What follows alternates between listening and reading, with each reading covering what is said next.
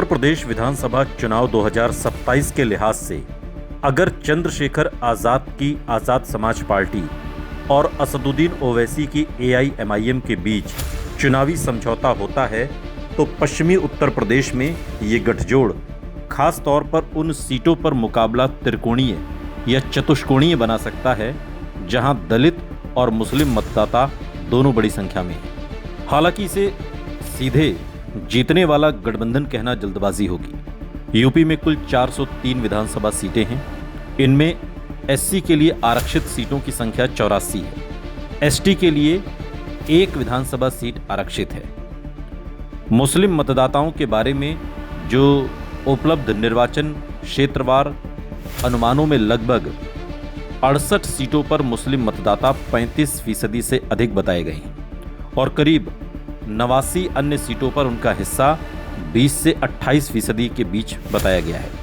यानी मुस्लिम मतदाता लगभग 140 से अधिक सीटों पर चुनावी प्रभाव डाल सकते हैं। लेकिन ये आंकड़े आधिकारिक जातिगत जनगणना नहीं है, इसलिए इन्हें अनुमान के रूप में ही देखना चाहिए। पश्चिमी यूपी में इस संभावित गठबंधन की सबसे बड़ी ताकत ये होगी कि चंद्रशेखर आज़ाद दलित युवाओं और खासकर जाटव दलित राजनीति में एक नया चेहरा बन चुके हैं, जबकि ओवैसी मुस्लिम मतदाताओं के बीच अपनी पार्टी का संगठन और पहचान रखते हैं। 2027 के पहले दलित राजनीति में मायावती की BSP के कमजोर होने से खाली हुई राजनीतिक जगह के लिए कई दलों के बीच मुकाबला बढ़ गया है और चंद्रशेखर आज़ाद इसका प्रमुख चेहरा है। हालिया विश्लेषणों में भी BSP के 206 विधानसभा सीटों से घटकर केवल एक सीट तक आने और आज़ाद समाज पार्टी के नए दलित राजनीतिक दावेदार के रूप में उभरने से ये खाई और ज्यादा बढ़ी है। पश्चिमी यूपी में संभावित प्रभाव की बात करें तो सहारनपुर मंडल से शुरुआत सबसे महत्वपूर्ण होगी। सहारनपुर, बेहट, देवबंद, रामपुर मनिहारन, नकुड़ और गंगोह जैसी सीटों पर मुस्लिम आबादी का अच्छा प्रभाव है और कुछ सीटें SC आरक्षित भी हैं। बेहट में मुस्लिम मतदाताओं का हिस्सा लगभग 50%, देवबंद में करीब 48%, सहारनपुर सीट पर करीब 44%, कैराना में करीब 63% है।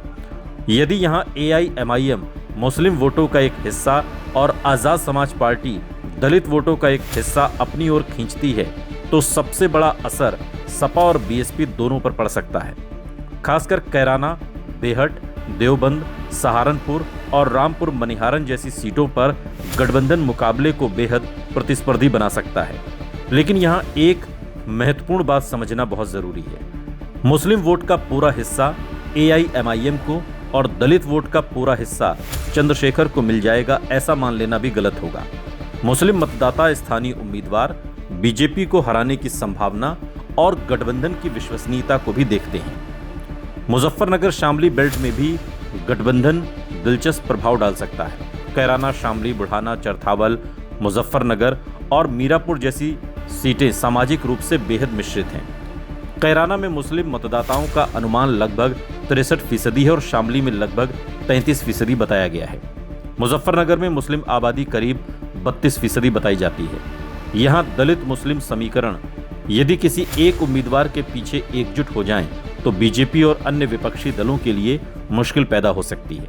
लेकिन पश्चिमी यूपी का जाट फैक्टर भी यहाँ महत्वपूर्ण है। RLD का BJP के साथ रहना इस पूरे क्षेत्र में समीकरण को और जटिल बनाता है।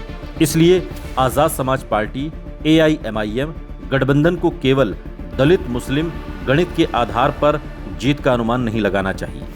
मेरठ मंडल में ये प्रयोग और महत्वपूर्ण हो सकता है।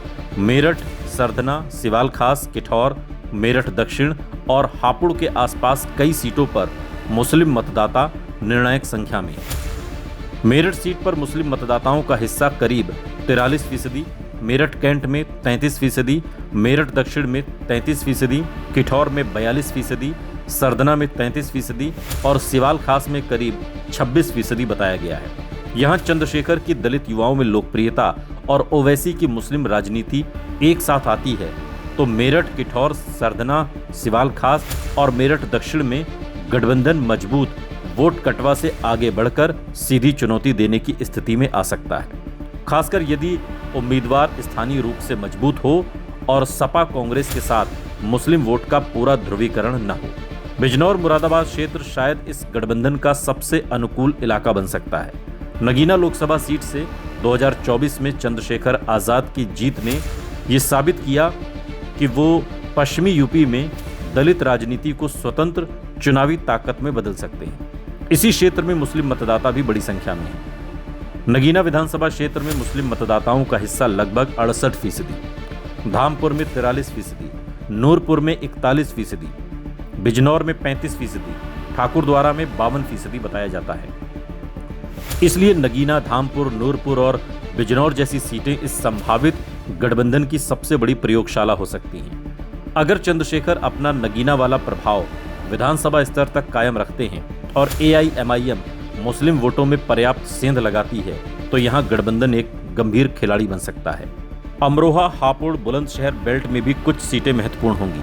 अमरोहा लोकसभा क्षेत्र का मुस्लिम प्रभाव पहले से जाना पहचाना है, जबकि हापुड़, गढ़मुक्तेश्वर और आसपास दलित आबादी महत्वपूर्ण है। गढ़मुक्तेश्वर में करीब मुस्लिम मतदाता जो माने जाते हैं 32%, धौलाना में लगभग 26% हैं।